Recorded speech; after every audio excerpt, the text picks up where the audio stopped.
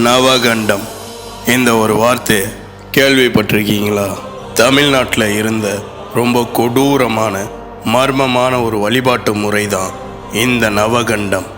இது வெறும் சாமி கும்புறது மட்டும் கிடையாது. ஒரு குறிப்பிட்ட நோக்கத்துக்காக ஒருத்தர் அவரோட உயிரை அவரே மாச்சிக்கிற உச்சக்கட்ட கொடூரம்.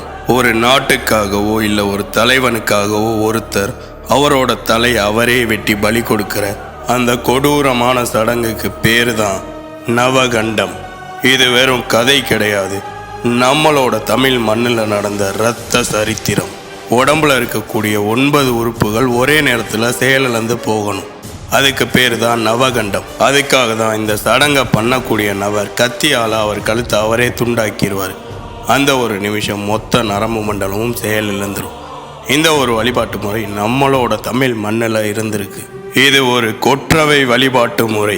அந்த காலத்தில் போருக்கு போகிறதுக்கு முன்னாடி போரில் ஜெயிக்கணுங்கிறதுக்காக கொற்றவைக்கு, அதாவது காளிக்கு, ஒரு வீரர் அவரோட உயிரை அவரே மாச்சிக்குவார். அதுக்கு மட்டும் கிடையாது, தன் நாட்டு அரசன் நோய்வாய்ப்பட்டாலோ, தன்னோட நாட்டில் மழை இல்லாமல் பஞ்சத்தில் மக்கள் வாடினாலோ, தீராத நோய் பரவனாலும் ஒரு வீரர் அவரோட உயிரை அவரே பலி கொடுப்பார்.